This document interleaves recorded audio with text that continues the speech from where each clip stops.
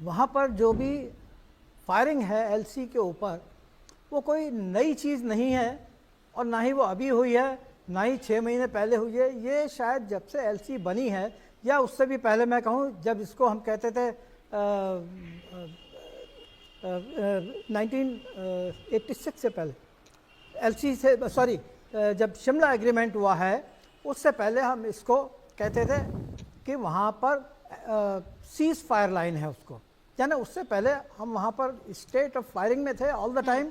लेकिन शिमला एग्रीमेंट के बाद उसको एलसी बोला गया और एलसी को प्रॉपरली माना गया कि डिमार्केटेड है, और ये तय हुआ कि हम उधर नहीं जाएंगे, वो इधर नहीं आएंगे, और ये होगा कि फायर नहीं करेंगे। क्योंकि जो सीज फायर लाइन होती है उसमें यह है कि आपने जो एरिया में आप जाकर के कब्जा करके बैठ गए, आप आगे बढ़ गए, हमला किया, कब्जा कर लिया, इसी तरह वो भी कर सकते थे। लेकिन एलसी के बाद ये चीज़ ख़त्म हो गई।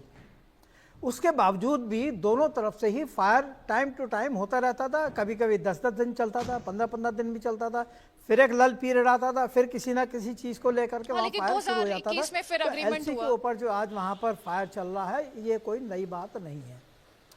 अभी मैं आता हूँ जम्मू के ऊपर, जम्मू और उसके आसपास का सर, जितना जो मैं इलाका। आपसे कह रही हूँ वो दरअसल इस कॉन्टेक्स्ट में है जो आपने भी एलसी को लेकर कहा। एक्चुअली फरवरी 2021 जब सीज फायर साइन हुआ, उसके बाद से जम्मू कश्मीर काफी शांत रहा, और ये पहलगाम हमले के बाद बीच में इक्का दुक्का इंसिडेंट्स हुए, लेकिन कुल मिलाकर ये जो अग्रीमेंट था ये होल्ड किया। हालांकि उसे लेके एक डिबेट रही थी तब भी कि ये पाकिस्तान को फेवर करता है, हमें नहीं करना चाहिए, but that's a separate debate, उसमें मैं जाती नहीं। लेकिन ये जो सर अभी इंटरनेशनल बॉर्डर पर स्टार्ट हुआ है बीएसएफ के फ्रंट पर, मैं वो आपसे जानना समझना चाह रही हूँ। हाँ, मैं अभी उसी पे आ रहा था ना, मैंने कहा कि अभी मैं आता हूँ जम्मू के ऊपर। देखिए, पाकिस्तान के साथ हमारा जो कश्मीर में इलाका है, कुछ एरिया हमारा एलसी है, जिसको हम भी एलसी कहते हैं, पाकिस्तान भी एलसी कहता है। कुछ एरिया वो है जो पाकिस्तान और जम्मू कश्मीर के बीच की इंटरनेशनल लाइन है। यानी कि जब पाकिस्तान बना था और जिस समय कश्मीर का एरिया था, उसके बीच में जो भी बॉर्डर था वो इंटरनेशनल बॉर्डर बन गया। जब कश्मीर हमारे साथ आ गया, पाकिस्तान उधर चला गया। लेकिन पाकिस्तान उसको एलसी नहीं मानता है, आईबी भी नहीं मानता है। वो कहता है कि ये वर्किंग बाउंड्री है, यानी एक नया टर्म जो कि यहाँ पर है, जो खाली यहीं मिलता है, बाकी जगह कहीं नहीं है, कि ये वर्किंग बाउंड्री है। और उस वर्किंग बाउंड्री को वो आईबी की तरह से उसको सेक्रेट नहीं मानता है। और वो कहता है कि पाकिस्तान का करेक्शन, जो जम्मू का एरिया है, जैसे पार्ट ऑफ कश्मीर, तो हमारा इसके ऊपर क्लेम है, और उस क्लेम को देखते हुए वो जम्मू के ऊपर टाइम टू टाइम उस इलाके में जब भी कोई इस तरह की चीज़ होती है फायर करता है, ख़ासतौर से जो अखनूर वगैरह का एरिया है ऊपर में। आज की तारीख में जम्मू में क्यों इंटेंस है ये? क्यों? क्योंकि जम्मू की जो टैक्टिकल इम्पोर्टेंस है, स्ट्रेटेजिक इम्पोर्टेंस है, बहुत ज़्यादा है। पूरा कश्मीर पाकिस्तान के हिसाब से तो एक वो एरिया है जिसके ऊपर वो क्लेम करता है, और उस क्लेम को बनाए रखने के लिए वो टाइम टू टाइम जम्मू में फायर करता है, कोशिश करता है कि वहाँ पे जम्मू में फायर करके उसके ऊपर अपना अधिकार जमाए। ये तो एक पॉइंट है। दूसरा पॉइंट ये है कि वो वहाँ पर इतना इम्पॉर्टेंट है जम्मू, कि उससे आगे कश्मीर का पूरा रास्ता जम्मू से होकर के जाता है। जम्मू को अगर जम्मू का रास्ते को काट देते हैं तो कश्मीर की एक तरह से, अभी तो जुगलर वेन नहीं रहा क्योंकि हमने दूसरे रास्ते भी कश्मीर में जाने के लिए बना लिए हैं, हिमाचल की तरफ से हो करके भी हमारे पास रास्ता है। लेकिन आज भी पाकिस्तान की निगाह में ये है कि अगर वो जम्मू को टारगेट करेगा तो शायद कश्मीर को हिंदुस्तान से कट करने में कुछ समय के लिए ही सही सक्सेसफुल हो जाएगा। इसलिए जम्मू और उसके आसपास का एरिया की उसके लिए यही इंपॉर्टेंस है कि इसको टारगेट करके इसको डिस्टर्ब किया जाए, ताकि कश्मीर और हमारे बीच में या बाकी रेस्ट ऑफ द कंट्री के बीच में एक बैरियर हो, ताकि वहाँ से जो रेगुलर ट्रैफिक है, रेगुलर सप्लाई है, वो बंद हो जाएगी।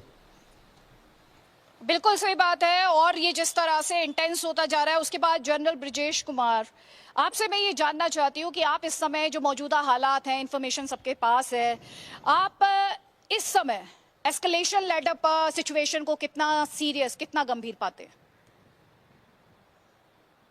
आदिति, ये जो एस्केलेशन लैडर है वो खासकर जम्मू और कश्मीर में उतना लागू नहीं होता है, या वो एलओसी हो या जैसे हमारे पीएस स्पीकर ने कहा, इंटरनेशनल बाउंड्री या कथाचित क्या कहते हैं, वर्किंग बाउंड्री। इसका संदर्भ बाकी जगहों से भी, लेकिन सबसे पहले हम समझें कि ये कहानी है क्या। अगर दर्शकों को याद होगा, 3 हफ्ते पहले आसिफ मुनीर साहब ने कहा था, Kashmir is a jugular vein. Now उनका मतलब क्या था? कश्मीर, जम्मू और कश्मीर में जो परिस्थितियां चल रही थी पिछले 7-8 साल से, या वो लेजिस्लेशन की मतलब से हो, जो आपने आर्टिकल खत्म किया 370, लोकल लेवल इलेक्शंस किए, असेंबली के चुनाव किए, और मोर इम्पॉर्टेंटली टूरिस्ट का इन्फ्लक्स जो बढ़ गया, ये सब देख के लगा कि ये तो अभी आप रेलगाड़ी भी चलाने वाले थे। प्राइम मिनिस्टर साहब 19 तारीख को इनॉग्रेट करने वाले थे, तो ये लगा कि साहब ये तो हाथ से मामला निकल जाएगा। और पाकिस्तान आर्मी की रेज़न दे त्रा है, एनमिटी विद इंडिया, उनका वजूद है। अगर दोस्ती हो गई हमारे साथ पाकिस्तान के अवाम की और हिंदुस्तान के अंदर, तो उनके आर्मी का रोल क्या रहा? तो ये है गुत्थी और ये है कहानी। जो बाकी हरकतें हैं इसके साथ साथ, वो छोटी छोटी हैं।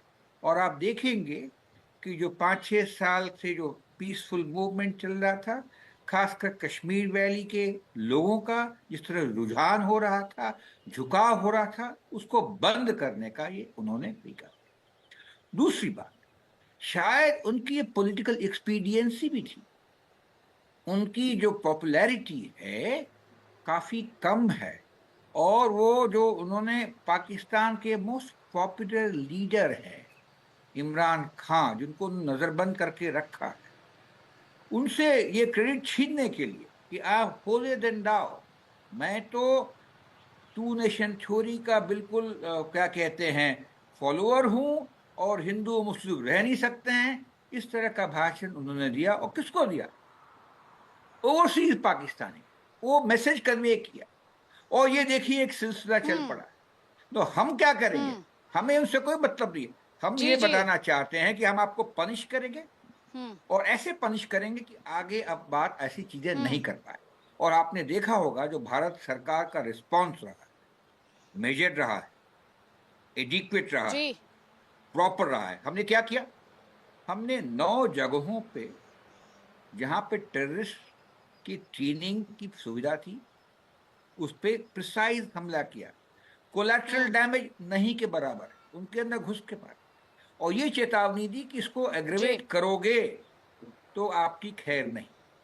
शायद उनको भी अपने लोगों को निशाना था, और उन्होंने कुछ हरकतें की हैं second day and third day.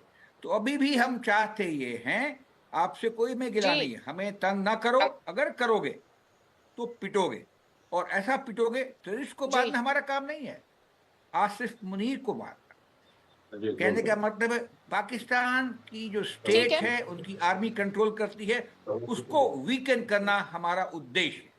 और मैं सोचता हूं कई सालों बाद हमारे देश की जो पॉलिटिकल स्ट्रेटेजिक लीडरशिप है, उसमें काबिलियत आई है, और लोगों का जो हमारे जोश देख के ये लग रहा है शायद इस दफा हम संभव हो पाएंगे। धन्यवाद। ठीक है मिस्टर ढिल्लन, अगला सवाल मेरा आपसे है, लेकिन उससे पहले मैं तस्वीर दिखाना चाहती हूँ। अभी जो लोग मुझे देख रहे होंगे तो मुश्किल था, आप देख रहे थे कि आंखें खोलना भी, आंख, यहाँ पर जो रोशनी थी वो इतनी ज्यादा ब्राइट थी, सनलाइट जो थी वो आंख में चुभने वाली थी, और अचानक से कैसे यहाँ पर तस्वीर बदल गई। अब आप ये देखिए, आप जब थोड़ी देर पहले इन माउंटेन्स को देख रहे थे, इन पहाड़ों को देख रहे थे, तो क्लैरिटी थी। अब आप देखिए इनके ऊपर बड़े बड़े काले से बादल आ गए, और सूरज जो है इन काले बादलों के पीछे छिप चुका है। और ये तस्वीरें जहां एक तरफ बहुत ही खूबसूरत है, वहीं इन तस्वीरों से मैं दरअसल भारत पाकिस्तान के रिश्ते की बात करना चाहती हूँ, क्योंकि भारत और पाकिस्तान का रिश्ता कुछ ऐसे ही काले बादलों की